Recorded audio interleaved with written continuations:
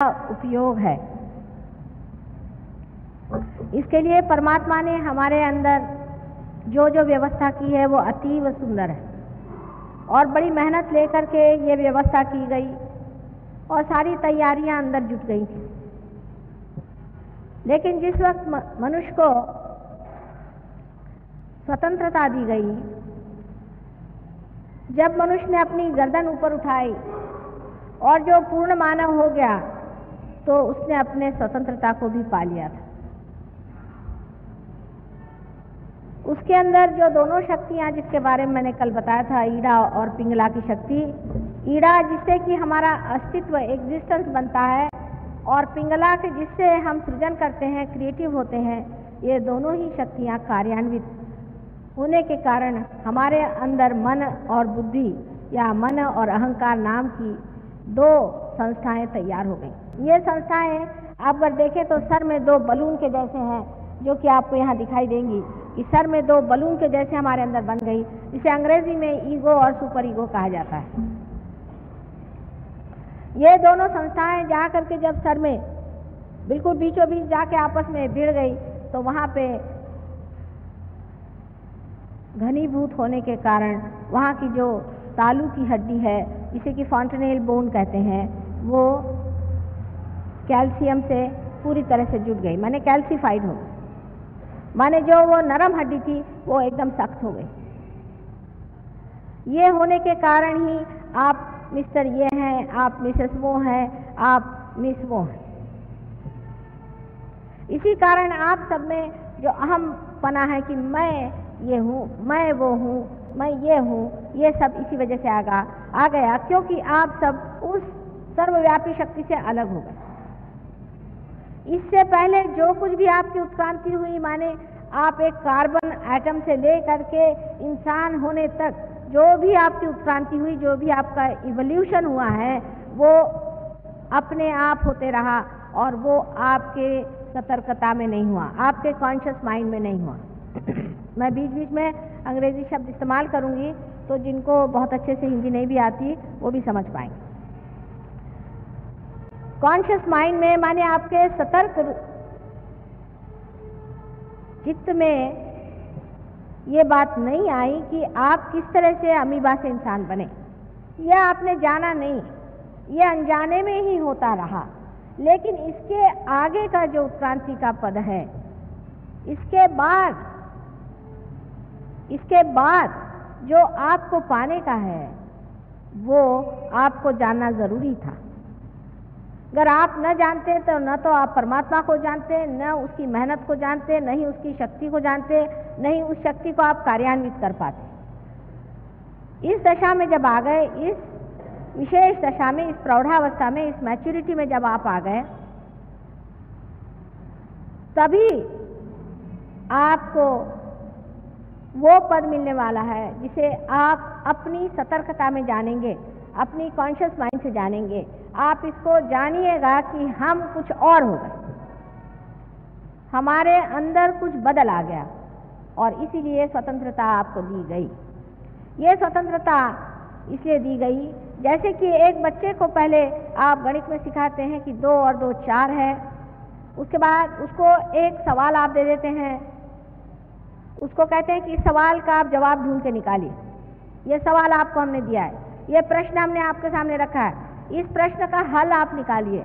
इसी प्रकार परमात्मा ने आपको इसलिए स्वतंत्रता दी कि जीवन का प्रश्न जो है उसे आप अपनी बुद्धि से ही साधें। सब मनुष्य में बुद्धि होती है। बुद्धि में जब तक सुबुद्धि नहीं होती, विजडम नहीं होती है, तब वो बुद्धि किसी काम की नहीं। सुबुद्धि भी मनुष्य में होती है, जन्मता ही उसमें सुबुद्धि भी होती है, लेकिन मनुष्य अपनी स्वतंत्रता में इसे खो बैठता है। सुबुद्धि आपके अंदर होती है और सुबुद्धि से जब आप किसी चीज में, अपनी स्वतंत्रता में किसी चीज को आप खोजते हैं, जब आप स्वतंत्रता में इसको खोजते हैं, तब सुबुद्धि होने पर आप बराबर बीचों बीच मार्ग में रहते हैं, जिसे कि हम सुषुम्ना का पथ कहते हैं, जिसे पैरासिम्पैथेटिक नर्वस सिस्टम का मैनिफेस्टेशन होता है। अब जो लोग इस सुबुद्धि से अपरिचित हैं, यह जिन्होंने उसको तिलांजलि दे दी, इस विजडम से पार हो गए, वो एक तो राइट हैंड साइड की तरफ बहुत जाते हैं या लेफ्ट हैंड साइड की तरफ बहुत जाते हैं। अब इस लेफ्ट हैंड की ओर हमारा अतीत है, हमारा अतीत, हमारा पास्ट लेफ्ट हैंड की तरफ में। जो कुछ हमने आज तक किया है वो सब हमारे लेफ्ट में है, हमारी ईड़ा नाड़ी में पूरा की पूरा स्थित है। इसी से जो संस्था बनती है, जिसे कि हम मन कहते हैं या सुपर ईगो कहते हैं। आपने बहुत बार सुना हो, लोग कहेंगे मेरा मन नहीं चाहता ना, ये मन है क्या? ये मन आप नहीं है, ये मन है। लोग कहते हैं भाई मेरा मन नहीं चाहता है करने को, ये आपके बचपन से बैठे हुए संस्कार, बचपन से बैठे हुए दिमागी जमा खर्च और पूर्व जन्म के भी बैठे हुए जितने भी आपके अनुभव हैं, सारे ही आपके लेफ्ट साइड में बैठे हो। अच्छे बुरे सब तरह के आपके लेफ्ट हैंड साइड में बैठे, और आपके राइट हैंड साइड में आपका भविष्य है। राइट हैंड साइड में आप जो सोचते हैं आगे का, ये करने का है, प्लानिंग करने का है, ऐसा करने का है, वहाँ जाने का है, इसे मिलने का है, ये सारा कुछ आपके राइट हैंड साइड में होता है। इसी प्रकार हमारे शरीर की चिंता करना कि हमारा शरीर कैसा ठीक रहेगा और इस शरीर में ये तकलीफ है, और किसी आने वाले मृत्यु से डरना आदि सब राइट हैंड साइड में हो जाता है। पर सुषुम्ना जो बीच का स्थान है वो है आपका प्रेजेंट, माने वर्तमान, प्रेजेंट। अब मैं आपसे कहूं कि आप इस वक्त रुक जाएं, इसी वक्त यहां पर आप रुक जाएं, तो हो नहीं सकता। रियलाइज सोल्स को होगा, बाकी नहीं रुक सकते, क्योंकि एक विचार उठता है फिर वो खत्म हो जाता है। आप उसका उठना देखते हैं, उसका गिरना नहीं देख सकते। दूसरा विचार उठता है, वो भी गिर जाता है। इन दोनों के बीच में जो जगह है वो विलंब है, वही प्रेजेंट है। जो उठा विचार और गिर गया वो तो अतीत में चला गया, वो तो पास्ट में चला गया, और जो विचार आने वाला है वो सामने के लिए बना हुआ है, वो आपके भविष्य में, फ्यूचर में चला गया। लेकिन जो इसके बीच में थोड़ी सी जगह होती है जिसे विलंब कहते हैं, वो जगह वहीं प्रेजेंट है, और वो हर इंसान में इतनी छोटी सी होती है कि इंसान ज़्यादातर एक विचार के खोपड़ी पे आया नहीं कि दूसरे पे कूदा, तीसरे पे कूदा, चौथे पे कूदा, बस हर समय कूदते ही रहता है। इसलिए वो अंदर उतर नहीं पाता है। और यही चीज़ जब कुंडलिनी ऊपर चढ़ती है तो ये दोनों ही मन और अहंकार को ऐसे नीचे निचोड़ लेती है कि ये दोनों ही चीज़ें एकदम से जैसे कोई गुब्बारे में से हवा निकल जाए ऐसे सिकुड़ जाती हैं, और उसके कारण हमारा विलंब स्थापित होता है। इसलिए हम निर्विचार हो सकते हैं। कल जो लोग यहाँ पर पार हुए हैं, जिनके हाथ से ठंडी ठंडी हवा आने लग गई थी, वो निर्विचार हो गए। लेकिन हम लोग इस निर्विचारिता में रुक नहीं पाते, क्योंकि हमारी आदतें पहले से लगी हुई हैं, हमारे तौर तरीके पुराने सालों के चल रहे हैं, उससे हम अपने को छोड़ नहीं पाते। नई दुनिया में आकर के भी हम अपनी पुरानी दुनिया से अब भी पूरी तरह से रिश्ता नहीं तोड़ पाते हैं। हालांकि रिश्ता टूट गया है, लेकिन दिमाग में अभी बैठा है। जैसे कि समझ लीजिए एक आदमी शहर में रहने वाला है, और वो जब गांव में जाता है तो जैसे शहर में मोटर चलाता है वैसे ही गांव में चलाने लगता है। फिर उसे बताया जाता, बाबा यहाँ का रास्ता खराब है, इस तरह से मोटर मत चलाओ, यहाँ तो सत्यानाश हो जाए, तुमको तो खूब गोल घुमा के चलाना पड़ेगा। तो भी वो भूल जाता है, उसकी आदत पड़ी हुई है दिमाग की। इसीलिए दिमागी जो आदतें हैं वो आप पे काम करती हैं। इसलिए मैंने आपसे कल कहा था कि जब आप पार भी हो गए तो भी आपको चाहिए कि आप सहयोग के लिए ज़रूर थोड़ा सा टाइम निकालें, जिससे आपकी निर्विचारिता स्थापित हो जाए। पहले तो विलंब का स्थापन करना होता है। अब जब यह आपका विलंब स्थापित होता है, यही वो जगह है जहाँ से परमात्मा का साम्राज्य शुरू होता है। जैसे कि आप सोचिए कि चक्की का मुंह है, चक्की के मुंह में जब तक आप दाना नहीं देंगे वो पिस के नहीं निकलने वाला, ऊपर में आप डालिएगा इधर उधर फैल जाएगा। इसी तरह निर्विचारिता समझ लीजिए परमात्मा के साम्राज्य का मुख है, उसमें आप डाल दीजिए तो सारा ही कार्य हो करके, उसका जैसा प्रोसेसिंग हो करके आपको तैयार काम मिलेगा। यानी इतनी प्रचंड शक्ति है परमात्मा की। क्या आपको कोई प्रश्न है? अभी यहाँ पर एक साहब आए हुए हैं, वो मॉरिशस के रहने वाले हैं, बहुत बड़े साइंटिस्ट हैं और उन्होंने डॉक्टरेट की, बहुत सालों से मेहनत करते रहे, उनकी डॉक्टरेट किसी तरह से पास नहीं कर रहे थे और विषय उन्होंने बड़ा सुंदर लिया था कि शराब का क्या असर होता है हमारे ऊपर। उसमें सहयोग की दृष्टि से भी बहुत विचार विनिमय हुआ, लेकिन उनका माँ मैं तो हार गया इन लोगों से, ये तो मेरा देखते भी नहीं। मैंने कहा अच्छा तुम्हारा थीसिस तुम लेके आ जाओ। तो लेके आए, मैंने उसे पढ़ा वढ़ा कुछ नहीं, मैंने कहा भाई अभी इसका तो टाइम नहीं है, बस मैंने उसे उठा करके और उस चक्की के मुंह में दे दिया। और आपको आश्चर्य होगा, दूसरे दिन वो डॉक्टर हो गए, दूसरे ही दिन, एक शब्द भी इसमें से झूठा नहीं। उस चक्की के मुंह में डालने का एक प्रयास शुरू हो जाना चाहिए, करते करते वही फिर आदत हो जाती, फिर हम कहते हैं अच्छा भगवान पे छोड़ दो। आप कितना भी कार्य कर लीजिए, लेकिन अगर वो परमात्मा पे छोड़ा नहीं है तो उसका फल पता नहीं कहां से जाके क्या निकला है। जब आप विचारों के चक्करों में घूमते हैं तब आप कार्यान्वित रहते हैं। अब इसी वजह से मनुष्य ने जब अपनी स्वतंत्रता पाली तो उसने दो काम शुरू किए। शुरू में तो उसने ये कहना शुरू कर दिया कि ये नहीं करो, वो नहीं करो, यहाँ नहीं जाओ, वहाँ नहीं जाओ। खासकर वेस्टर्न देशों में बहुत ज़्यादा डिसिप्लिन करो, अगर सवेरे जाना है तो ग्रे रंग का सूट पहनो, रात को जाना तो काले रंग का पहनो, शराब पीना है तो इस बोतल से पियो, फलाने का एक उसका एक अलग से एक ग्लास लाओ, उसके ऐसे कांटे चम्मच रखो, इसके साथ में ये कपड़ा पहनना चाहिए। मार खोपड़ी खा लिया अपनी, उसका कोई अंत है? पागल जैसे लग गए। हर एक चीज का उन्होंने ऐसा तरीका बनाया कि आदमी पगला जाए, खाना न खाना हुआ एक आफत हो गई। चीज है तो उसके लिए प्लेटर अलग लाओ, फलाने के लिए अलग लाओ। अपने देश में भी ऐसे रिचुअलिज्म बहुत हो गए।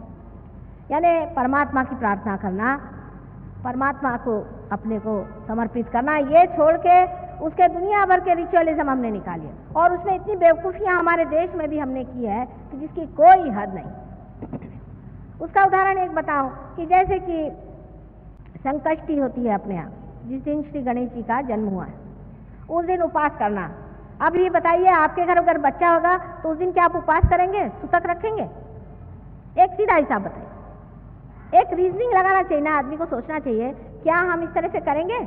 हमारे घर अगर बच्चा हुआ तो भाई हम शोर करेंगे, उस दिन ढोल बजाएंगे, लोगों को पेड़े खिलाएंगे, खूब मौज करेंगे, मेजबानी करेंगे। और श्री गणेश जब पैदा हुए तो उस दिन जा करके आप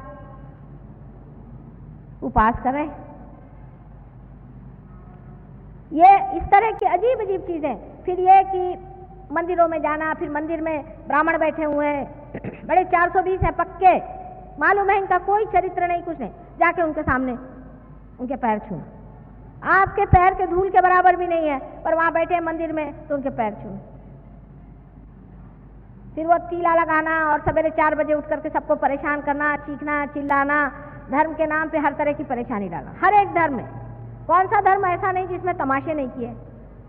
जैन धर्म लो तो भगवान ने बचा रखे। जैन धर्म में जो जो तमाशे इन्होंने किए हैं भगवान ने बचा रखे। एक बड़े भारी जैनी मुनि मेरे पास आए, मैंने कहा भाई ये क्या कर रहे हो तुम लोग? कि उसके चंवर के हिलाने के पैसे दो और उसके पीछे में वो मूर्ति के पीछे में खड़े होने के पैसे दो, उसके पैसे दो, उसके पैसे दो। ये कोई तरीका है? जैसे वो शादी होती है, बारात में दूल्हा आता है तो उसके घोड़े के पैसे दो, उसके गाड़ी के पैसे दो, ऐसे भगवान के सब चीज के आप पैसे देते बैठे हुए हो।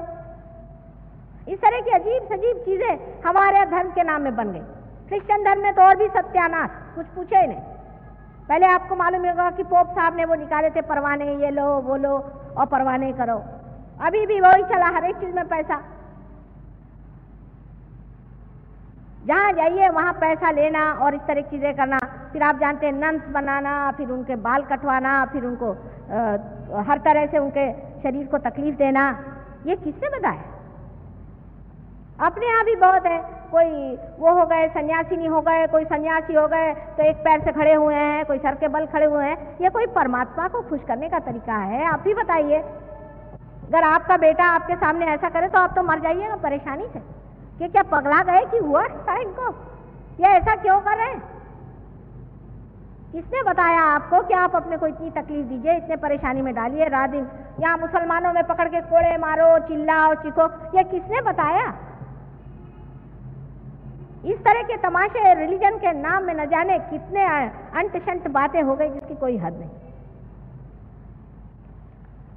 तो उसका रिएक्शन हो गया, जब बेवकूफ़ी हद तक पहुंच गई तो उसका रिएक्शन हो गया। साइकोलॉजिस्ट आए, वो अपने बड़े अक्लमंद समझते हैं, हमारे मराठी में कहते हैं उल्टावर से शहाणे। उन्होंने समझाना शुरू कर दिया कि साहब ये तो ठीक नहीं है, आप कंडीशनिंग कर रहे हो, कंडीशनिंग कर रहे हो, अपना सब व्यक्तित्व ही खत्म करे दे रहे हो, ये नहीं करो, वो नहीं करो, तुम्हारा लिबरेशन कैसा होगा, तुम सब इनहिबिटेड हो, तुम्हारे अंदर ये हालत खराब है, वो हालत खराब। चलो साहब, अब ये सवारी कर चुके, अब दूसरी सवारी शुरू हुई, अब दूसरी सवारी पे लग गए। एक तरफ से तो इन्होंने ऐसा विकृत मन तैयार कर लिया, धर्म के नाम पे, डिसिप्लिन के नाम पे दुनिया भर की चीजें कर करके, और लोगों में इतनी विकृति आ गई, इतनी विकृति आ गई, बिल्कुल जिसको कहते हैं अनैसर्गिक, कृत्रिम, बिल्कुल आर्टिफिशियल चीजें आ गई। और दूसरी साइड में इन्होंने जो शुरू कर दिया कि साहब कुछ नहीं, किसी परवाह नहीं, भगवान नाम की चीज नहीं है, कोई नहीं, हमको कोई मतलब नहीं। 12 साल का बच्चा हो गया तो माँ बाप से कोई मतलब नहीं, माँ बाप भी छोटा बच्चा पैदा हो गया उसको दूसरे कमरे में डाल देंगे। औरतें फ्री हो गई, आदमी फ्री हो गए। भाई फ्री क्या हो रहे हो, किससे हो रहे हो? आप एक शरीर के अंग प्रत्यंग हैं, आप फ्री कैसे होंगे? जैसे मेरी उंगली इसमें से छटक के कह दे कि मैं फ्री हो गई, तो इसका क्या अर्थ निकलता है? ऐसे उंगली का जो मरी हुई उंगली है। फ्री तो आप तब होंगे जब उसको जानिएगा जिसके अंदर आप बसे हुए, उस शक्ति को जानिएगा जिससे आप प्लावित। तो हुआ क्या कि पहले तो आपने अपने को धर्म के नाम पे सर्वनाश कर लिया, और अब दूसरे तरफ शुरू हुआ धर्म के नाम पे सर्वनाश करो। अंधा धर्म इतना मूर्खता से पाला गया, उसके बाद इस तरह की महामूर्खता दूसरी तरफ शुरू हुई कि भगवान नहीं। इससे जो जो असल में थे लोग, उनका ही नाम बदनाम हो गया। माने लोग सब कहते हैं ईसा मसीह भी नहीं थे, और ईसा मसीह थे तो वो ठीक आदमी नहीं थे। माने क्या कोई हद होती है? आप उनके पांव के धूल के बराबर नहीं है, आप उनको कैसे जज कर सकते? लेकिन कौन बात करे, क्योंकि ये तो अहंकार के घोड़े पे चढ़ बैठे। आपने देखा होगा कि जब आदमी में अहंकार चढ़ जाता है तो उसकी खोपड़ी खराब हो जाती है। एक कहानी है कि कुछ देहाती लोग एक मिनिस्टर साहब से मिलने गए, तो उनके पीए साहब मारे अपनी शान बगा रहे थे। तो बेचारे देहाती को समझ में आया, उन्होंने कहा कि साहब आप क्यों इतने बिगड़ रहे हैं? कहना आपको पता नहीं मैं पिए हूँ? कहना हमको पहले पता देते आप कि आप पिए हुए हैं तो हम आपके सामने नहीं आते। तो जिसके ईगो चढ़ जाता है वो पिए हुए आदमी जैसा था, उसको समझ में नहीं आता है। उसके पास अगर सत्ता हो गई तो उसको तो ऐसा लगता है कि वो घोड़े से भी जल्दी चल रहा है। घोड़ा तो पीछे रहेगा, ये ऊपर ही दौड़ते रहता है बिगाड़ घोड़े के। अजीब पागलपन के नमूने आप लोगों ने देखे होंगे, मुझे बताने की जरूरत नहीं। कोई आदमी फोन पे बात करता है तो फौरन पता हो जाता कि कहाँ की चिड़िया है ये। बात के ढंग में, बातचीत में, हर एक चीज में उसके अंदर अहंकार ऐसा जोर मारता है कि उसको पता ही नहीं चलता। आप लोगों के अहंकार में अभी तक उतनी वो नहीं आई है चुस्ती जितनी हमने वेस्ट के लोगों में देखी। उनका तो अहंकार ऐसा उन पे जमा बैठा हुआ है कि वहाँ का एक साधारण मजदूर भी इस तरह से बात करता है कि लगता है ये कौन से पागल खाने से चला है भाई। वहां तो नम्रता नाम की चीज किसी को मालूम नहीं, सुबह से शाम गाली गलौज के सिवा बात ही नहीं करते। कम से कम अपने देश में सभ्यता है, कम से कम बोलने में लोग सभ्यता से बात करते हैं। नसीब है मैं मराठी में हिंदी में बोल रही हूँ, ये लोग सुनेंगे नहीं। हालांकि वो खुद ही कहते हैं, मुझसे कहते हैं माँ हमारे अंदर कलोसल ईगो आ गया है, हम कहीं नेपोलियन तो नहीं थे पहले जन्म में। इसलिए समझ लेना चाहिए कि एक तरफ तो हम बहते बहते चले गए, एक साइड में अंधश्रद्धा में, और दूसरी तरफ हम बहते बहते चले गए अहंकार। दोनों भी चीजें असलियत से दूर है। हर एक चीज का जो इसेंस होता है, जो तत्व होता है, बीचों बीच होता है। हमारी भी पीठ की रीढ़ की हड्डी बीचों बीच रहना, मध्यगा, उसी में शक्ति होती है। क्या हमारा हाथ भी टूट जाए तो फर्क नहीं पड़ेगा, लेकिन हमारी रीढ़ की हड्डी टूट जाए तो हम जी भी नहीं सकते। इसीलिए जो इंसान एक्सट्रीम्स पे चलते हैं, अब पैसे के लिए भागना शुरू हुआ तो पैसों के लिए भाग रहे। अरे भाई उसकी भी कोई हद होती है या क्या? आखिर तुम्हें क्या खरीदना है? क्या हेलीकॉप्टर खरीदना है? पैसे के पीछे भागेंगे तो इस हद तक कि देश भी बेच दो, कोई हद नहीं। पैसा है ना, पैसे की इज्जत होती, और कोई पैसे की इज्जत नहीं होती। सब लोग जानते हैं कि एक कोई भी ऐसा आदमी हो जो इस तरह का है, वो सिर्फ मुंह देखी इज्जत करता है इंसान। जैसे ही उसकी पीठ फिरती है, कहते देखा है ये ब्लैक मार्केटियर जा रहा है, ये महा चोर है, परसों जेल से छूटा है। जो आदमी पैसे की इज्जत करता है वो वहीं तक सीमित है। आपके अंदर उन्हीं चीज की तो वो इज्जत नहीं करा, आपकी तो बाहरी चीज की इज्जत हो रही है। आपका अंदर क्या है? आप में अपनी अगर प्रतिष्ठा है, आप में अपना अगर सेल्फ रिस्पेक्ट है, तो आप क्यों अपने को पैसे के पीछे में बेच रहे हैं? आप मनुष्य हैं, मानव हैं, बहुत ऊंची चीज है। पैसा तो ठोकर पे चलता है, धूल है पैसा, पैसे से मिलने क्या वाला। और ये पैसा इसीलिए आपसे झेलता भी नहीं। आपके पास 100 रुपया आ जाए तो ठीक है कहना, पर कहीं 200 आ गए तो गए आप गुत्ते पर। गुत्ते पर नहीं गए तो और कुछ धंधे शुरू कर दिए आपने। ज्यादा पैसा आदमी को झेलता ही नहीं। कभी मैंने सुना नहीं कि कोई आदमी को ज्यादा रुपया मिल गया तो वो जाकर फौरन ये सोचता है कि इससे मैं चलो जा करके कोई बड़ा ही शुभ काम करूं, या किसी गरीब के घर में जा करके उसकी लड़की है या बच्चा है उसका कुछ देखभाल करूं। बहुत कम। ऐसे भी जो लोग करते हैं वो मतलब उनके पास लाखों रुपया का उसमें से एक पाई निकाल करके वो देंगे और कहेंगे मेरा नाम आप छापिएगा जरूर। मेरे पास ऐसे रोज आते हैं कि हम आपके आश्रम के लिए रुपया देंगे, पर आप हमारे बाप का नाम वहां लिख दीजिएगा। मैंने कहा मैं क्या लिखूंगी आपके बाप का नाम? लोग पूछेंगे कि इसकी स्पिरिचुअल वैल्यू क्या थी इस आदमी की। आपकी स्पिरिचुअल वैल्यू क्या है उसे देखना चाहिए। आपका आत्मिक तत्व कहाँ तक जागरूक हुआ है वो महत्वपूर्ण बात है। जब आप अपने आत्मिक तत्व पे आते हैं तब आप इस तरह से पागल जैसे पैसों के पीछे भागते नहीं। और आप जानते हैं कि पैसा कभी भी समाधान नहीं दे सकता। ये तो इकोनॉमिक्स में लिखी हुई बात है। ये तो इकोनॉमिक्स में लिखी हुई बात है कि पैसा आपको समाधान नहीं दे सकता। तो आपकी जो असलियत है उसकी इज्जत करिए। जो आपके अंदर बसी हुई परमात्मा की देन है उसकी आप इज्जत करिए, और तब आप किसी एक सीन पे नहीं जाते।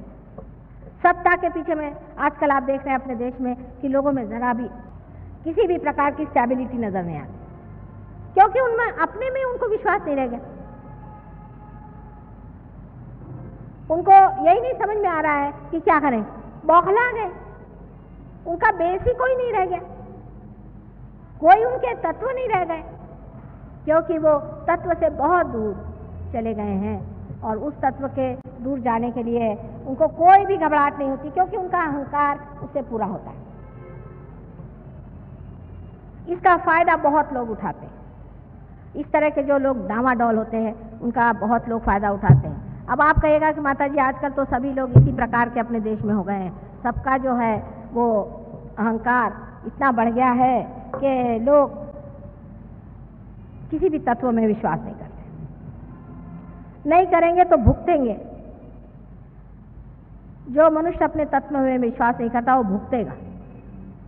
हर एक ने भोगा है, और जो नहीं करेंगे वो सब भोगेंगे। हिटलर अपने को समझता था कि वो दुनिया को नचा देगा। उस जमाने में तो उसको ऐसा लगता था कि वो जो करे सो कायदा।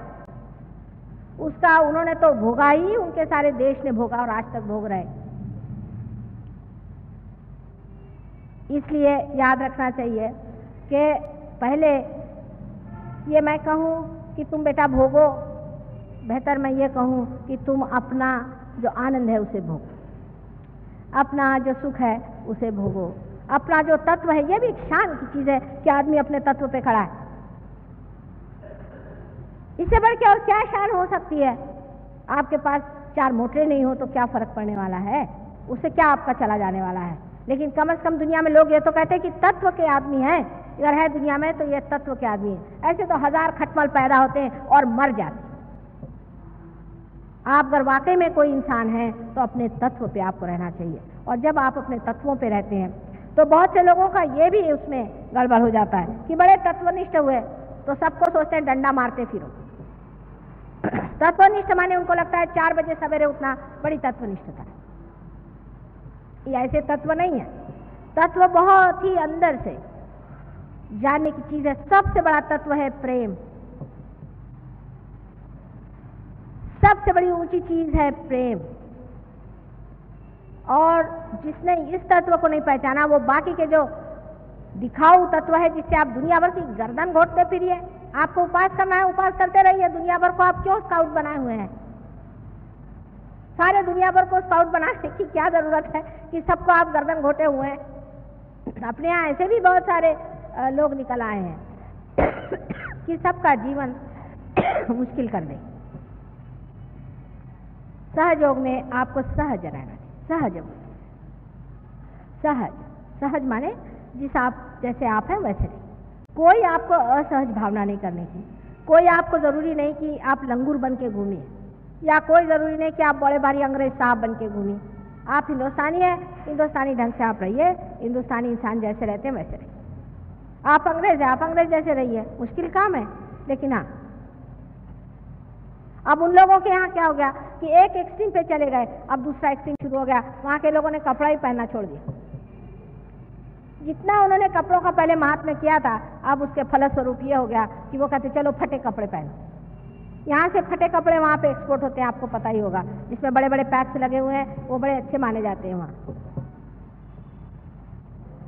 इसलिए अति पे जाने वाले लोगों ने अपने साथ बड़ी ज्यादती कर ली। अब बहुत लोगों को कि काम है मुझे बहुत, मैं काम करता हूँ। काम करना अच्छा है, लेकिन परमात्मा को भी याद करना चाहिए। अपने आत्मा की तरफ भी ध्यान देना चाहिए।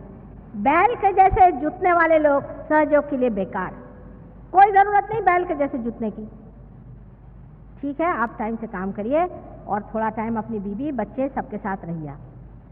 उनके साथ भी समय बिताइए। आपके ऊपर उनकी भी जिम्मेदारी है। उनका जीवन बर्बाद करके आप बड़ा भारी तमाचा लगाने की कोई जरूरत नहीं। अपने घर के लोग, अपने अड़ोस पड़ोस के लोग, सबसे आप प्रेम से रहिए। आपको प्रेम के लिए टाइम नहीं है और काम करने के लिए आपके पास टाइम है। और इस काम का फायदा क्या है? क्या फायदा है आपको? हमने बड़े बड़े देख लिए तीरंदाज इसमें, जिन्होंने बड़ी बड़ी पोजीशन ऑक्यूपाई करी। जब वो रिटायर हुए तो जो कुर्सी खिसकी तो वो तो एकदम रसातल में पहुंच जाते। कोई पूछता भी नहीं एक बार जाकर कि आप कहाँ बैठे हुए हैं। और जिन्होंने प्रेम की गाथा गाई उनको आज तक लोग याद करते रह गए। ऐसे अनेक आप उदाहरण जानते हैं। जितने भी साधु संत हो गए, चाहे जैसे भी गरीबी में रहे हो, आज भी लोग मत्था टिकाने उनके दरबार पहुंचते हैं। और जो बड़े बड़े अपने को रईस समझ करके और बड़े बड़े अपने को शहंशाह समझ करके दुनिया में जिन्होंने आफत मचा दी थी, आज वो कहाँ से खेत में और कहाँ धूल में पड़े हुए हैं, सड़ रहे हैं। किसी को पता भी नहीं कि कौन कहाँ चले गए। कम से कम किसी को पता भी हुआ तो उधर से कोई जाएगा नहीं, बाबा रे बाबा वो राक्षस वहां सो रहा है, अपन इधर ही से चलो। लेकिन जिन्होंने प्रेम किया संसार पे, जिन्होंने प्रेम दिया, ऐसे लोगों की एक एक चीज में, उनके एक एक वाक्य में इतना माधुर्य है कि अभी तक जहां भी कहीं कुछ मिलता है लोग उसे पकड़ लेते हैं। आप ही लोग जब आप जानते हैं कि हृदय से आप ऐसी ही चीजों की इज्जत करते हैं, आप ऐसे ही इंसान की हृदय से इज्जत करते हैं, फिर आप अपनी भी इज्जत करिए। अपना भी स्थान बनाना होगा। और जब ये स्थान बनता है तभी आप मध्य में आ जाते हैं। ये सब मैंने इसलिए बताया क्योंकि हमारे यहाँ एक्सट्रीम्स पे जाने से कितने कितने उपद्रव हो गए हैं उसके बारे में आपको पता ही नहीं है। अब इससे अनेक प्रकार होते हैं। जैसे कि आप अगर कलेक्टिव सबकॉन्शियस में चले जाएं, बहुत ज़्यादा आप भगवान को पूजा कर रहे हैं, रात दिन भगवान भगवान भगवान, आपका कोई अधिकार नहीं है। सुबह से शाम तक आप माला जपते बैठे हैं। अब आप सोचिए, मैंने कल ही बताया था कि भाई माला जपना सबका अधिकार नहीं, ना करना चाहिए। भगवान को याद करने के लिए हृदय में उनको स्थित करके और उनको बहुत ही आग्रह से बुलाना पड़ता है, तब उनसे कुछ संबंध बनता है। और आप लोग इस प्रकार जो उनका नाम जपते रहेंगे तो उससे क्या होगा? उससे सिर्फ एक बात होने वाली है, और वो बात ये हो जाती है कि भगवान तो कोई नहीं आते हैं, पर कोई राम नाम का समझ लो भूत हो, वही आपके खोपड़ी में आ जाएगा। बहुत से लोगों ने मुझे बताया, माता जी मैं बैठा था, भगवान की पूजा कर रहा था, मेरे गले से, मेरे हाथ से हार उठा और भगवान के गले में पड़ गया। मैंने कहा भगवान को और कोई काम नहीं। फिर आगे बढ़ते बढ़ते ऐसे गुरुजी लोग निकल गए। पहले उनके पास मैं गया था, उन्होंने बता दिया कि मेरे पिताजी ने मेरा धन कहाँ गड़ा के रखा है। मैंने कहा ये भगवान तुम्हारे इसके सब लिख के रखते हैं कि तुम्हारे बाप ने कहाँ धन तुम्हारे लिए गड़ा के रखा है कि 4 जनों की और गर्दनें काटो। फिर कहने लगे कि नहीं। और फिर उन्होंने और एक कमाल बताया। मैंने कहा क्या कर ले। उन्होंने मुझे घोड़े का नंबर बताया और वही घोड़ा आया। और भी भगवान की मैंने कहा तुमने बड़ी इज्जत कर दी। फिर कहले सट्टे का नंबर भी बताते हैं और मटके का नंबर भी बताते हैं। इस तरह से हम कितने गिरते गिरते गिरते गिरते कहाँ जाके गिर जाते हैं। भगवान को खोजते हुए हम अपने घोड़े का नंबर पूछने लग जाते हैं। ये क्या भगवान के काम है? ऐसे हजारों गुरु घुमा करते हैं और उनके यहाँ बड़ी बड़ी मोटरें खड़ी रहती हैं, आपने देखा होगा। उसी में फिर अपने महाराष्ट्र में खास करके औरतों के बदन में देवी का संचार होता है कहते हैं। इन भूतनियों के बदन में आने के लिए देवी को कोई धंधा है या नहीं? वैसे तो वो बर्तन मांजती रहती दुनिया भर के और उनके अंदर देवी आ गई, सब गए उसके पैर छूने के लिए। ये सारी बेवकूफ़ी हमारी लेफ्ट साइड के मूर्खता की वजह से और अंधता की वजह से हम लोग करते हैं। सुबह से शाम घर कहाँ भाई जाओ, तुमको मंदिर जाना है जाओ, सिर्फ वहाँ जो मूर्ति है उसके सामने मत्था टिकाना और वापस चले आना। तो वो मानेंगे नहीं इस बात। वहाँ से वो प्रसाद ले आएंगे, वो पता नहीं किस गंदे आदमी ने किस तरह से बनाया है, उसका हृदय कैसा है, वो खा के चले गए, हाँ हाँ प्रसाद खाया, और उसके बाद सीधे डॉक्टर के पास। और राइट साइड के जब लोग बिगड़ते हैं तो उनका तो भगवान ही बचाए रखे, क्योंकि अहंकार ऐसी चीज है कि वो आदमी को कुछ समझ में नहीं आता। वो बेवकूफियां करते जाएगा, मूर्खता करते जाएगा, लेकिन उसके समझ में नहीं आएगा कि मैं मूर्ख हूं। सब दुनिया उस पर थूकेगी, हंसेगी। एक बोसाका नाम की जगह है, वहाँ के राजा साहब इतने बेवकूफ़ हैं प्राइम मिनिस्टर कि उन्होंने मोती के, मतलब वो है नीग्रो, और मोती के उन्होंने जूते बनाए। अजीब अजीब तरह की चीज़ें वो करते रहते हैं। दुनिया उन पर हंसती है कि ये अमीन साहब एक हैं अक्लमंद बहुत बड़े, लेकिन वो अपने को इतने अक्लमंद समझते हैं कि उनको कौन समझाए। वो घोड़े पे सवार है ना। अहंकारी आदमी तो बहुत ही मुश्किल से ठीक होता है, क्योंकि उसका अहंकार, वो सोचता है यही मैं हूँ, और इस अहंकार को भी पालने वाले पैदा हो गए। वो आपको कुछ न कुछ सिखा देंगे कि हाँ भैया तुम आओ मेरे पास में, मैं तुम्हारे बाप के नाम से बना दूंगा, हो गए। आपका मैं नाम दे दूंगा भोगानंद, ढोंगानंद, खराबानंद। अंग्रेज लोग तो बेचारे कुछ जानते नहीं, उनको जो भी नाम दे दे। अभी एक साहब मुझे बता रहे थे कि उन्होंने 600 पाउंड दिया एक महाशय जी को, कि उन्होंने उनको मंत्र दिया। मंत्र क्या दिया? आएंगा 600 पाउंड, और दूसरे को दिया ठिंगा। अब हिंदुस्तानी समझता है बेचारे, इनको कुछ मालूम नहीं, बुद्धू है, उनको ठिंगा मंत्र दे दिया। आपको कपड़े पहना दिए, आपसे कहा कपड़े उतार दो, कहीं कुछ, ये माला पहन लो, ये करो वो करो, हो गए बेचारे बुद्धू। अब वो अहंकार के चक्कर में उनको ये नहीं समझ में आता कि भाई माला पहनने से कोई परमात्मा मिलेगा। कबीर ने तो कहा है कि कर का मन का छाड़ी दे, मन का फिर। ये सब क्या गधे थे? नानक जी क्या सब बिल्कुल झूठ बोल गए? तुकाराम क्या बिल्कुल गलत थे? ज्ञानेश्वर बिल्कुल गलत थे? और ये कहाँ से आ गए हैं आज समझाने के लिए, जिसे मराठी में कहते हैं उपट शुंभ। इनकी बातें आप लोग सुनने लग जाते हैं क्योंकि आप राइट साइड पे बहुत क्रॉस कर गए। फिर कोई आकर के आपको बातें करे और आपका दिमाग खराब कर दे, आप पे ऐसे वर्णन करे, आपके बिल्कुल पुल बांधे तारीफ के, इतना आपको प्रेस कर दे, आप बिल्कुल लद्द से जमीन पे गिर जाइएगा, आपको पता नहीं चलेगा, गर्दन कट जाए। ऐसी बेवकूफ़ी में फंसने वाले लोग परमात्मा को क्या पाएंगे? यहाँ उल्टी बात है, आपको परमात्मा को पाना है।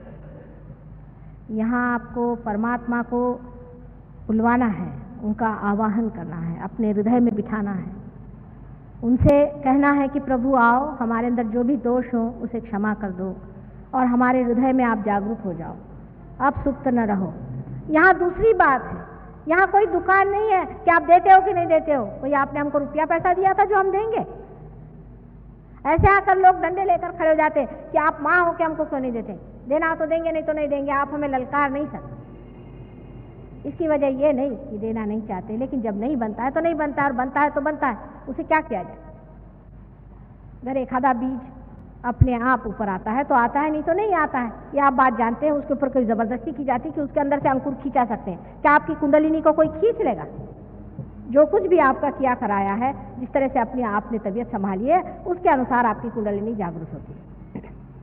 इस प्रकार आपके अंदर जो दो शक्तियां हैं, ईड़ा और पिंगला में जो बहती हैं, जिसका पहले का नाम है कि आप कहें महाकाली की शक्ति, इसका इंग्लिश में कोई नाम नहीं है, ये महाकाली की शक्ति आपके लेफ्ट साइड में दौड़ती है, इसे होली घोस्ट अंग्रेजी में कहते हैं। इसी एक महाकाली शक्ति से ही दूसरी शक्तियां निकलती है, यही परम शक्ति है। इसमें से दूसरी शक्ति निकलती है जिसे कि हम लोग महासरस्वती की शक्ति कहते हैं, जिससे हम सोचते हैं, विचारते हैं और आगे की बात करते हैं। इन दो शक्तियों को गलत तरीके से इस्तेमाल करने की वजह से ही हमारे अंदर अहंकार और प्रतिअहंकार के घनीभूत सर में ये बबल्स हो जाते हैं, या कहना चाहिए गुब्बारे जैसे दो घनीभूत संस्थाएं तैयार हो जाती हैं।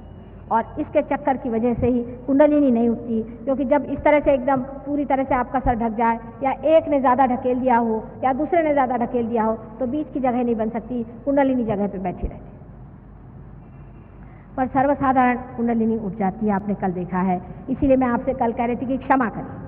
अहंकार का इलाज है क्षमा करना। अगर आपको गुस्सा आए, जैसे ही गुस्सा आए आप एक शब्द कहें कि क्षमा। कोई अगर बोले समझ लो आप बहुत क्विक टेम्पर्ड हैं, बहुत हॉट टेम्पर्ड हैं, बहुत ही ज़्यादा, आपके नाक पे कहते हैं कि नाकाचा शेंडाला राग असतो, नाक के ऊपर में यहाँ आप पे गुस्सा बैठा हुआ। ऐसे आदमी को यह करना चाहिए, जैसे आप में गुस्सा आए तो आप उसे कहते ठहरिए ठहरिए ठहरिए, 3 मरतबा उसे कहिए, या आप उसे कहिए क्या कहा आपने, क्या कहा आपने, क्या कहा आपने, और फिर उसके बाद आप कहिए क्षमा। कोशिश करके देखिए, गुस्सा आपका कम हो जाएगा। लेकिन ज़बरदस्ती गुस्से से जूझने की ज़रूरत नहीं है, गुस्से की जूझने की ज़रूरत नहीं। जिस आदमी के अंदर गुस्सा दबा हो, चाहे निकला हुआ है, जिसमें गुस्सा करने की आदत है, इसका मतलब है उसका अहंकार दुखित है, उसका अहंकार परेशान है। इसलिए आदमी को पहले अपने को क्षमा करना चाहिए और फिर दूसरों को क्षमा करना चाहिए। और क्षमा इसीलिए बहुत बड़ा एक साधन भगवान ने हमें दिया हुआ है, जिसके कारण हम अपने अहंकार को पा सकते हैं। अब हमारे मन को जीतने का कौन सा तरीका है? एक तो क्षमा से हम अपने अहंकार को जीत सकते हैं, और अपने मन को जीतने का तरीका ये है कि जिस चीज़ को बहुत ज़्यादा देखने का मन करता है, जिस चीज़ को बहुत ज़्यादा पाने का मन करता है, उधर से अपने मन को कहना क्या बेवकूफ़ी लगा रखी है, तो मन का खिंचाव खत्म हो जाएगा, मन की आदतें टूट जाएंगी। आदतें तोड़ने के लिए सबसे अच्छा तरीका यही है कि जिस चीज़ का बहुत मन चाहता है उसे कहना अच्छा जरा आप बैठे रहिए, बहुत आपको देख लिया हमने। लेकिन ऐसा नहीं होता है। अधिकतर लोग कहेंगे कि भाई मैं तो भाई असली घी खाता हूँ और तो कुछ नहीं खाता, मैं तो भाई ऐसा है मेरा कि मुझे तो बढ़िया एकदम खाने के लिए चाहिए। हमारे यहाँ खाना पीना ज़्यादातर मन में होता है, अपने देश में खाने पीने की बीमारी, तो सुबह से शाम यही बीमारी है कि आप क्या खाते हैं। क्या भगवान आपको कि खाने पर कोई पारितोषिक देने वाला है कि भाई आप ये खाना खाते हैं, वो खाना खाते हैं, आपको इस खाने का शौक है, आज मला पूरण पोड़ी चाहिए। इसमें अपनी शान बघारना कितनी बेवकूफ़ी की बात है। मुझे ये अच्छा लगता है, मुझे वो अच्छा लगता है, इस तरह से जबान से कहना भी क्या शोभनीय है।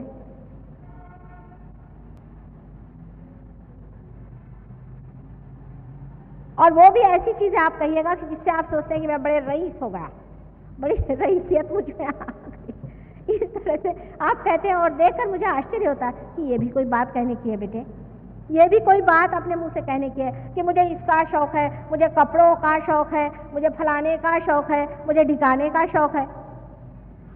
परमात्मा की नज़र में ये सब चीज़ें क्या होंगी आप ही बताइए। आप परमात्मा की जगह खड़े होकर सुनिए कि अगर कोई आदमी आपसे बताए कि मुझे इसका शौक है, उसका शौक है, फलाना है, हमारी अम्मा बहुत अच्छा खाना खिलाती हैं, वो ढिकानी है, वो कुछ नहीं बनाती, हमारी अम्मा बहुत अच्छी है।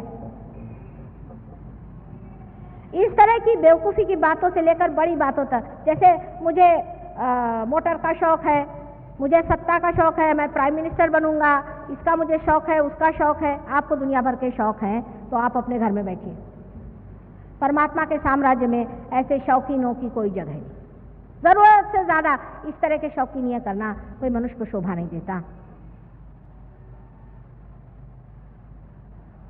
ये मनुष्य ही करता है, जानवर नहीं करता बेचारा। वो तो कहीं भी सो जाता है, कहीं भी उठ जाता है। और मेरे ख्याल से जो साधु संत होते हैं वो भी उसी हालत में पहुंच जाते हैं। कहीं भी कहे सोने का दो सो जाएगा, उसको क्या, जब कंफर्ट अंदर में ही है, जब सारा आराम अंदर ही में है, तो बाहर की ये सब चीज़ों की क्या ज़रूरत है। पर वो जब तक दशा नहीं आती तब तक अपने साथ बहुत ज़्यादा ज़बरदस्ती करने की ज़रूरत नहीं, क्योंकि मैं एक बात कहूँगी तो आप दूसरी बात करिएगा। मैं अगर कहूँगी कि बेटे आराम मत करो ज़्यादा, तो आप कहेंगे अच्छा आज से माने का हम ज़मीन पर सोएंगे, रास्ते पर जाके सो जाएंगे। मैंने कहा कि भाई रास्ते पर सोना अच्छा नहीं है तो हम महलों में जाके सोएंगे। मैंने बीच में रहो, ये बात मैं कह रही हूँ कि किसी भी बीच में न रहने से मनुष्य में एक तरह से बड़ी बेवकूफ़ी आ जाती है, और वो इतना फ्रिवलस और इस कदर वो श्रृंखल हो जाता है कि उसकी ये समझ भी नहीं आता है कि किस चीज़ में मज़ा है। हर चीज़ को वो उछली नज़र से देखते रहता है, सारा जीवन उसका बड़ा उथला, उसमें कोई गहनता नहीं आती। और जब तक गहनता नहीं आएगी तब तक आपके अंदर आनंद कितना भी भरो, कुछ आनंद आपको नहीं मिला। ये दोनों एक्सट्रीम्स की बातें हैं। मैंने आपसे बताया कि जब आदमी अहंकार में चढ़ता है तो अहंकार के भी भूत चढ़ते हैं। ऐसे कैसे अहंकारी लोग होते हैं दुनिया में कि जो मरते हैं तो भी उनका अहंकार नहीं जाता, इनको लगता है कि साहब मैंने कुछ काम ही नहीं किया। ऐसे लोग भी आपके खोपड़ी में घुस सकते हैं, उनके भी भूत आपके अंदर आ सकते हैं, और आप ऐसे ऐसी बातें करेंगे कि लोग कहेंगे ये तो ऐसा नहीं था, इसको हो क्या गया। तो नॉर्मल रहना चाहिए आदमी को, बीचों बीच रहना चाहिए। जो आदमी बीचों बीच रहता है वो ये दोनों ही शक्तियों से पूर्णतया प्लावित होता है। जो आदमी बहुत ज़्यादा काम करता है, बहुत ज़्यादा अहंकारी है, उसको हार्ट अटैक आएगा। अगर हार्ट अटैक नहीं आएगा तो उसको डायबिटीज़ हो जाएगा, डायबिटीज़ नहीं होगा तो किडनी होगा, उसको लिवर हो जाएगा, और उसको और बीमारियां हो सकती है, क्योंकि हमारे अंदर स्वाधिष्ठान चक्र जो है वो ये कार्य करते रहते हैं।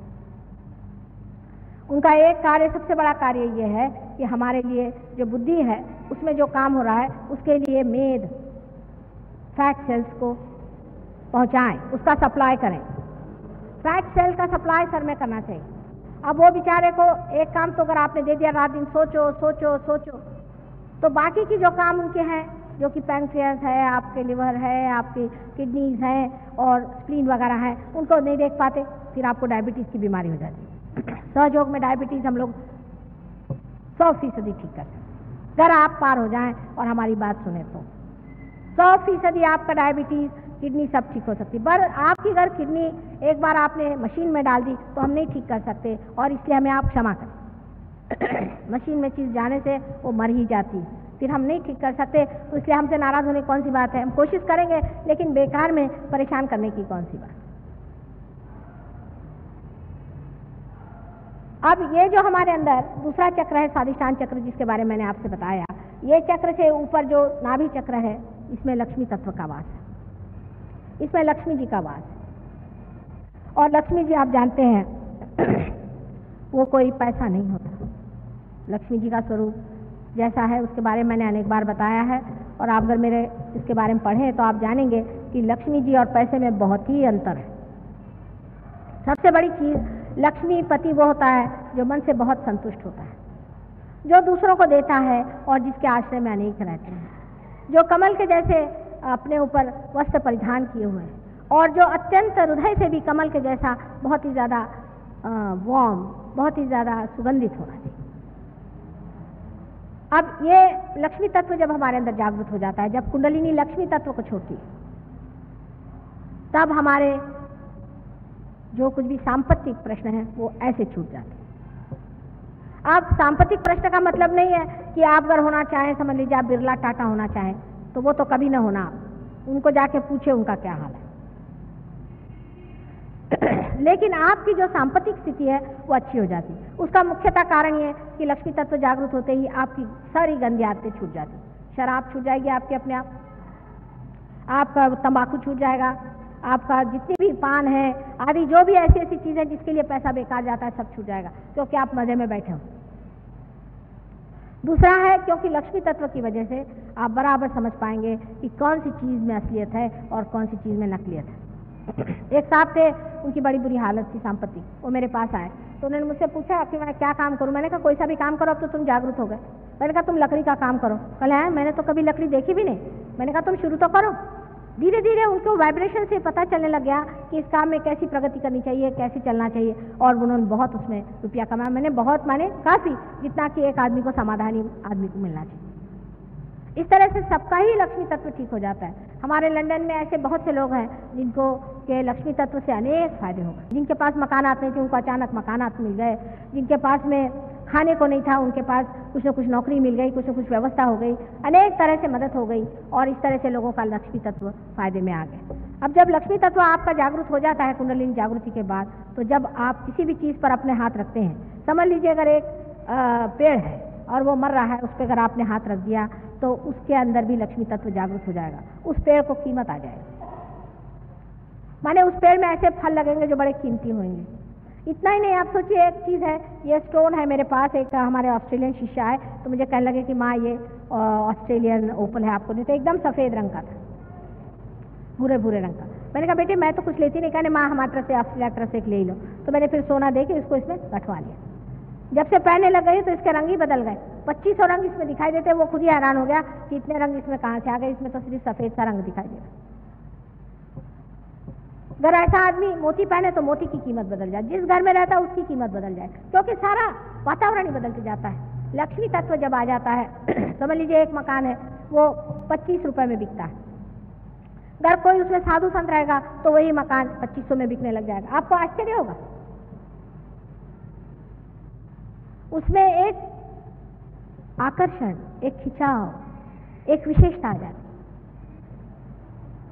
क्योंकि जो तत्व है वो इतना परिणामकारी है उसके बारे में हम जानते ही नहीं। उसका एक बड़ा कॉन्क्रीट उदाहरण आपको मैं दूं।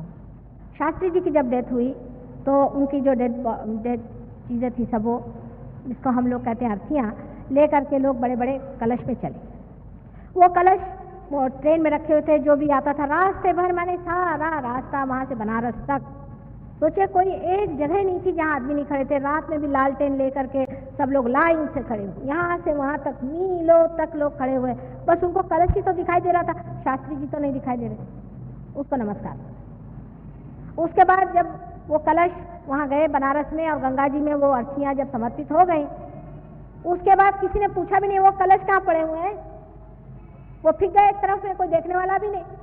तब किसी ने पूछा भाई वो कलश कहाँ है, वो चांदी के कलश थे, कहीं खो हो जाए, तो उनको कोई जानता नहीं कहाँ पड़े हुए हैं कलश, वो गिरे हुए थे एक तरफ में, फिर उन्होंने उठा के लाया कि कल देखो ये कलश यहाँ पड़े हुए। जब उसके अंदर का तत्व खत्म हो गया तो उसमें क्या अर्थ है क्या? इसलिए अपने तत्व पे रहिए, और ये तत्व हमारे अंदर जो है, ये तत्व जो जागरूक रखता है, पहले तो आपके अंदर आपके नाभि पर ये चक्र है, और इस नाभि चक्र पे आपका माँ का वरदान है, आप अपने माँ से कनेक्टेड है। और जिस इंसान की माँ बहुत धार्मिक और अच्छी औरत होती है, जिसमें कोई भी अतिशयता नहीं होती है, ये बड़ा भारी वरदान उस आदमी के लिए। ऐसे आदमी का नाभि चक्र ज़्यादातर संतुलित रहता है। जिस माँ ने अपने बच्चे को प्यार दिया, दुलार दिया और उसको हमेशा तृषित रखा या तकलीफ दी, तो फिर बहुत परेशानी हो जाती। पर अगर उस बच्चे को खूब सारा प्यार दिया और उसको हमेशा संतुष्ट रखा है, तो ऐसा लक्ष्मी चक्र बहुत जल्दी जागरूक हो जाता है। और कभी कभी कोई माँ है बहुत ही ज़्यादा धार्मिक है, बहुत ज़्यादा जिद्दी है और दुनिया भर की चीज़ें खुराफात करती रहती है, अपने बच्चों को नहीं देखती, उनका लक्ष्मी तत्व खराब हो सकता है। वो चाहे पैसे वाला हो लेकिन उसमें लक्ष्मी तत्व नहीं होगा, माने वो ऐसा आदमी समाधानी नहीं होता। अब साइकोलॉजिस्ट भी इसको मानते हैं कि जिस बच्चे का बचपन अच्छे से नहीं बीतता है, वो आदमी ज़रा सा कुछ एबनॉर्मल होता है। उसके आगे का जो चक्र है, उसके आसपास में जो आप वॉइड देख रहे हैं, ये बहुत ज़रूरी चीज़ है।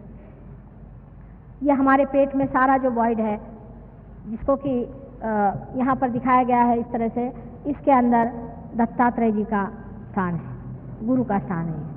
हमारे पेट के अंदर गुरु का स्थान है। जैसे नाभि चक्र से हम खोजते हैं, पैसा खोजते हैं, या चाहे पहले तो हम खोजते हैं पेट भरने के लिए, फिर अपनी तृप्ति खोजते हैं, फिर उसके बाद में उससे नहीं भरा तो फिर उसके बाद में हम सत्ता खोजते हैं, पैसा खोजते हैं, ये खोजते हैं, वो खोजते हैं, और फिर उसके बाद में जो गुरु तत्व होता है उसको खोजते हैं। हम खोजते हैं कि हमें कोई ऐसा आदमी मिले जो हमें इस भवसागर से पार करा दे, इसके खोज में हम लग जाते हैं। ये दत्तात्रेय जी का स्थान है। आदिनाथ, जब आपने तो सुना ही है आदिनाथ का नाम, मच्छिंद्रनाथ का नाम, आदिनाथ जी ने जैनी लोग भी मानते हैं। उन आदिनाथ से लेकर सब दत्तात्रेय के अवतरण हैं, और ये अवतरण मुख्यतः 10 अवतरण हम मानते हैं मुख्यतः, पर ऐसे तो अनेक हुए हैं।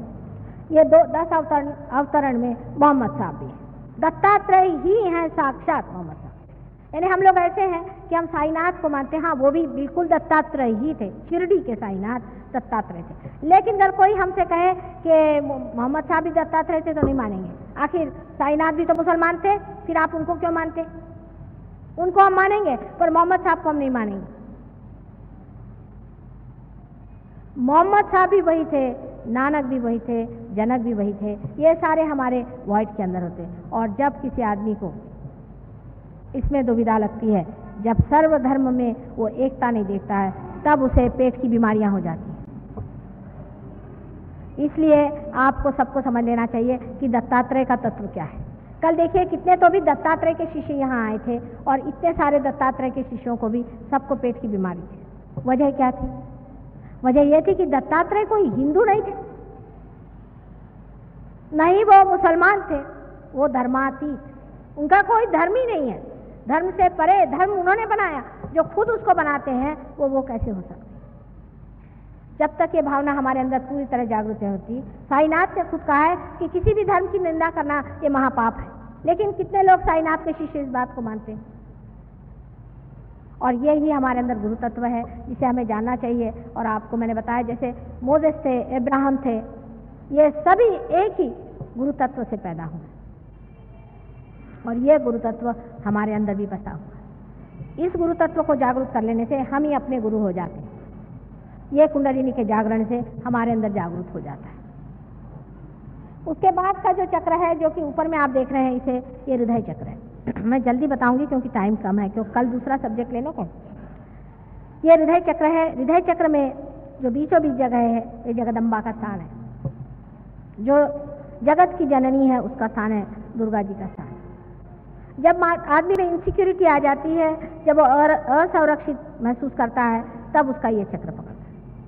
बहुत सी औरतों को जिनको ब्रेस्ट कैंसर वगैरह बीमारी होती है, वो इसी चक्र के खराब होने से, अगर वो अरक्षित अपने को महसूस करती हैं, वो देखते हैं कि उनका आदमी जो है वो गलत रास्ते पे चल रहा है या उनका कोई ठिकाना नहीं, उनके बच्चे ठीक से नहीं, कोई ना कोई वजह से जो अरक्षित यहाँ महसूस करती हैं उनको ये बीमारी हो।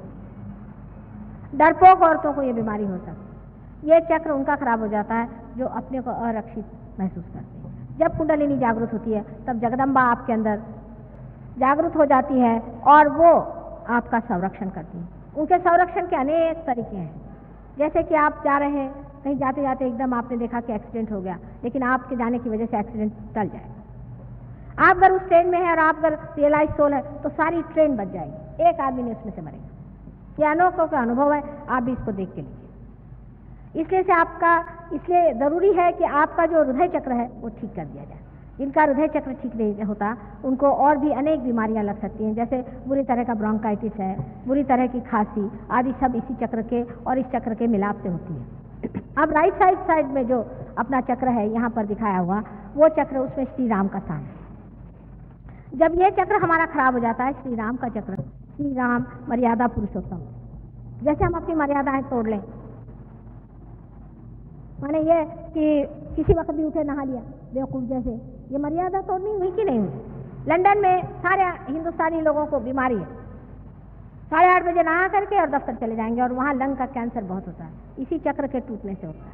ये श्री राम का चक्र है, इसके टूटने से आपको जो ये श्वास की बीमारी है वगैरह वगैरह बीमारियाँ होती हैं। इसकी बहुत सारी मर्यादाएं हैं। ठंड गर्म की मर्यादाएं संभालनी पड़ती हैं, राजकारण की मर्यादाएं संभालनी पड़ती हैं, सब श्री राम के चक्र से। आश्चर्य तो यह है कि जो लोग श्री राम का नाम लेते हैं उनका हमेशा ये चक्र खराब रहता है, क्योंकि श्री राम ही उनसे नाराज है। रात दिन जाके आप उनकी खोपड़ी चाटते हैं तो नाराज तो होना ही हुआ ना। ऐसे चक्र को भी आप जागरूक कर सकते हैं और 25-25 साल का भी आस्थमा आपका ठीक हो सकता है अगर आपका ये चक्र ठीक हो जाए। अगर आपके पिता मर गए हों सडनली और आप पे उनका असर आया हुआ हो तो वो भी इसमें दिखाई देता है, या आपका पिता होकर के कुछ आप में गड़बड़ हो वो भी इसमें दिखाई देता है। जो कोई भी लंग की बीमारी है ये ज़्यादातर राइट साइड के चक्र के पकड़ने से, हार्ट के राइट साइड से पकड़ने से ही होती है। अब उसके ऊपर में जो चक्र है यहाँ पर, ये विशुद्धि चक्र है। ये चक्र हमारे पीछे में यहाँ पर है, ये विशुद्धि चक्र जिसे कि हम सर्वाइकल प्लेक्सस कहते हैं, उसको देखता है। अब इससे 16 है, इसमें सब प्लेक्ससेस हैं, माने 16 इसकी कलियाँ हैं। अपने आँख, नाक, मुंह और गला, सोट, यहाँ अंदर के सारे मसल्स, जीभ वगैरह सब इससे कंट्रोल होते हैं। इतना ये इम्पोर्टेंट, बहुत ज़्यादा महत्वपूर्ण ऐसा ये चक्र है। लेकिन जिसका विशुद्धि चक्र खराब हो जाता है उसकी शक्ल ही खराब हो जाएगी, उसकी आंखें खराब हो जाएंगी। मतलब बाह्य की जो आंखें, जैसे जलन होना, आंख में लाली आ जाना वगैरह, सब इस चक्र के दोष से होते हैं। किसी किसी के दांत, उसमें तकलीफ हो जाती है, वो भी इसी चक्र के दोष से हो जाती है। किसी किसी की जिह्वा में तकलीफ हो जाती है, उससे हो जाती है। इस चक्र के भी दो भाग हैं, लेफ्ट और राइट। जो बीच का चक्र है वो राधा कृष्ण से स्थापित है, राधा कृष्ण का स्थान है यहाँ पर। और जो लेफ्ट का है ये उनकी बहन विष्णु माया जो थी उसके नाम से है। अब जो आदमी अपने मन में ऐसे विचार करता है कि मैं, मुझसे बुरा कोई नहीं है, मैंने ये पाप किए, मैंने वो पाप किए, उसका ये चक्र पकड़ता है। जिस आदमी का लेफ्ट चक्र पकड़ता है विशुद्धि का, उसको एक बड़ा उसमें दोष आ जाता है कि वो ऐसे तो बहुत अपने को दूषित समझता है, लेकिन जब बोलता है तो बिजली गरजती है। एक आधी शब्द बोलेगा लेकिन बड़ा ही सरकास्टिक, एकदम काट खाएगा। ऐसे तो ठीक बोलेगा लेकिन हमेशा टेढ़ा ही बोलते रहेगा, क्योंकि उसका ये जो लेफ्ट साइड का चक्र है ये पकड़ा रहता है। राइट साइड का जो चक्र है इसमें विठ्ठल रखुमाई का स्थान है। मतलब ये कि जब कृष्ण राज करते थे तब का है राइट साइड। जब राइट साइड का चक्र पकड़ता है तो आपको जुकाम आदि जो बीमारियां हैं वो सब शारीरिक बीमारियां, और सोचने में भी मनुष्य राइट साइड के इसका जो होता है उसमें एक तरह का अहंकार भी आ सकता है, क्योंकि वो जब बोलता है या कुछ करता है तो उसमें इतना अहंकार आ जाता है कि उसकी छाया इस चक्र पे भी आ जाती है। बोलते वक्त में अगर अहंकार का उपयोग करें तो इस पर भी आ जाती है, और इसी कारण ये भी चक्र जब खराब होता है तो भी बड़े दूषण अलग हो जाते हैं। इस चक्र को सबसे ज़्यादा अगर कोई खराब करता होगा तो वो है सिगरेट। सिगरेट से कैंसर होता है, उसे तकलीफ होती है, कितना भी कहे सिगरेट छूट नहीं सकती, पर सहयोग में आने से सिगरेट यूँ छूट जाएगी। आपको उसके लिए कोई मेहनत करने की ज़रूरत नहीं, एकदम से आपकी सिगरेट अपने आप से छूट जाएगी, आप सिगरेट पीना छोड़ देंगे। ये इस चक्र की बात है। अब ये चक्र और ये चक्र मैं कल बताऊंगी, बहुत देर हो गई है क्योंकि आप जानते हैं इसके बाद जो काम है उसमें बहुत टाइम लग जाता है। इस प्रकार आपको ये सोचना चाहिए कि हमारे अंदर परमात्मा ने कितनी सुंदर व्यवस्था की है, उन्होंने कितने सुंदर हमारे अंदर व्यवस्था करी हुई है और कितना इंतज़ाम किया है। जो उत्क्रांति में हमने दशावतार बनाए हुए थे वो सारे दशावतार इसी प्रकार से हैं कि नाभि चक्र में लक्ष्मी नारायण है, और लक्ष्मी नारायण से ही आगे बढ़ करके यहाँ तक आने पर आपके जो है 8वें अवतार तक है, और उसके बाद में 8वां अवतार जो श्री राम का है वो आपका यहाँ पे माने यहाँ राइट हार्ट पे आता है, और 7वां अवतार, 7वां श्री राम का यहाँ आता है और 8वां श्री कृष्ण का यहाँ आता है। इस प्रकार उत्क्रांति में आपके जो जो अवतरण हुए उसी प्रकार है। 9वां अवतार यहाँ था और 10वां अवतार यहाँ था। इस प्रकार 10 अवतार है और वो हमारे अंदर स्थित है। 9वां अवतार मैंने आपसे पहले बताया क्रिस्ट है, जो कि हम जीसस क्राइस्ट के नाम से जानते हैं, उनके बारे में कल बताऊंगी, और सहस्त्रार के बारे में बताऊंगी। इस प्रकार हमारे जो चक्र हैं उनमें आप देख सकते हैं कि कैसे परमात्मा ने कार्बन से लेकर के हमें इंसान बनाने में मदद की। अनेक बार संसार में अवतरण आए और उन्होंने किस तरह से हमारी मदद की, और अब आगे के लिए भी वो हमारी कैसी मदद करने वाले हैं। अब हम लोग रियलाइजेशन के लिए थोड़ी कोशिश करेंगे, और मुझे आशा है कि आज भी बहुत से लोग पार हो जाएंगे, कल भी बहुत लोग हो गए थे।